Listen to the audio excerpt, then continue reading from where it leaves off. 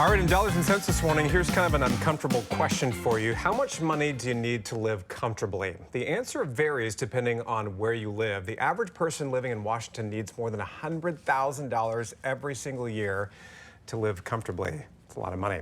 Here this morning is local financial professional Adam Powell from the Retirement Solution. Good to have you back once again, my friends. How are you this morning? Excellent. Yourself? I'm doing pretty good. Great. So $100,000, that's a lot of money. It is. Why do we need so much? Well, it is an expensive state to live in. Okay. You know, you can really break things down pretty fast and realize, you know, there's even the small things like tolls on our roads, right? And the taxes that we pay. We have a high price ceiling for gasoline. And then you have the bigger picture, you know, inflation, prices of goods are up. But we live in an expensive area for housing. Multiple things really add up to why you need so much money to live in Washington State. You mentioned there over $100,000. Yeah. That's for a single person. Just for one person? For one person. And that's according to studies. And if you have a family of four, hold onto your hat here.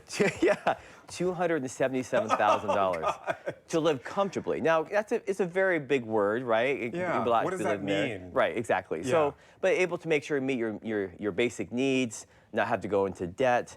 And they look at a family of four and the average house size they're going to live in for a mortgage.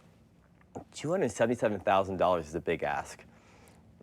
It is. This is mind-blowing to think about how much money that is. Yep. What can people do to increase their wealth and maybe feel more financially secure? Are there some small steps that people can take? Yeah, and really, it is the small steps that's the secret to the sauce, really. Okay. Because the big things that come into our lives don't happen on a regular basis. So the small steps are going to be things like, you know, one-on-one, like don't spend more than you have. Oh, come on, Adam. I know. Come on. You know, we talked about before about the rule of like if you're going to make a major purchase, give it 24 hours. Right? Don't be an impulse buyer. Make sure it makes sense into your budget.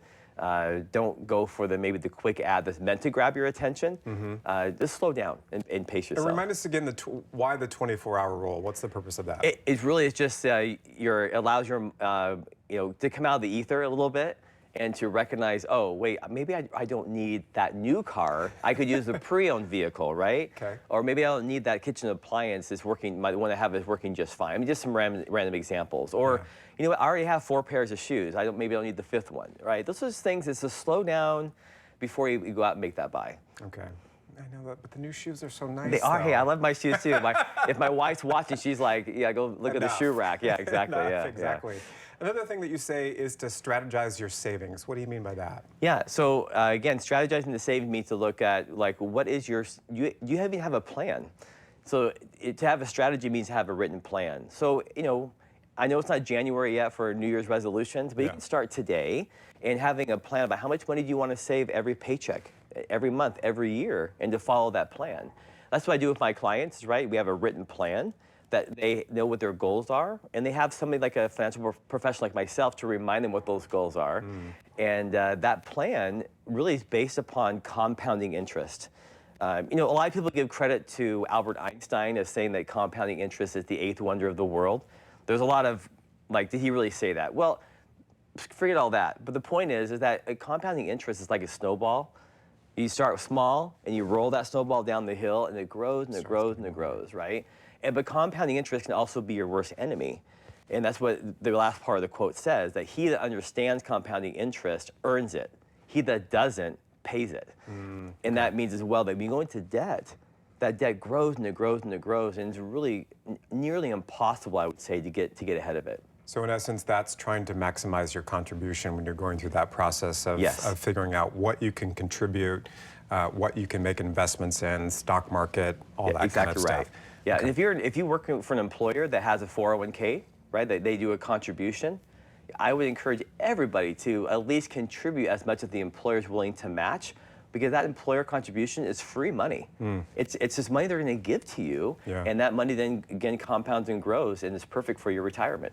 How do you start the process of coming up with that plan? And certainly a financial advisor can help with that process, but how do you find one that maybe might be a good fit for you? Are there things that you need to collect before you start that conversation of coming up with a plan? Yep, absolutely. So yeah, every financial planner is not going to be, like, I'm not a fit for everybody, right? Yeah. It really has to be to match that personality that you can talk to, that you can trust. Trust is a big part of working with a financial planner.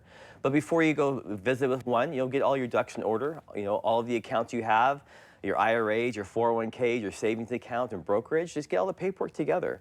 And then go and bring that to a trusted fiduciary. That's one thing is also important, to find a fiduciary like myself, where they're required by law to put your needs first in front of theirs. Okay. And how is that different from maybe going to a different type of firm? Yeah, some firms like a broker that is not a fiduciary, they may have interest in putting you in certain type of investments because it pays them well. Okay. Or they may have interest in buying and selling within your account because they make money on every trade. That is not putting your best interest. Because if they're having a bad month, or if they went and bought a car themselves, they got to find a way to pay for it. Yeah. They're going to find a way to manipulate your assets so they can make money, and it may not be in your best interest. Once you start that relationship with an advisor, how often do you meet? Once per year or more than that? Yeah, I like to meet at least twice a year. Twice a year? Yeah, Okay. once is the bare minimum. Okay. Yep, All right. absolutely. Adam, thank you very much. Yeah, my pleasure. Really Thank good you. advice. And we just have to be very smart about Exactly. how we spend our money and how we invest Right. it. Thank you much.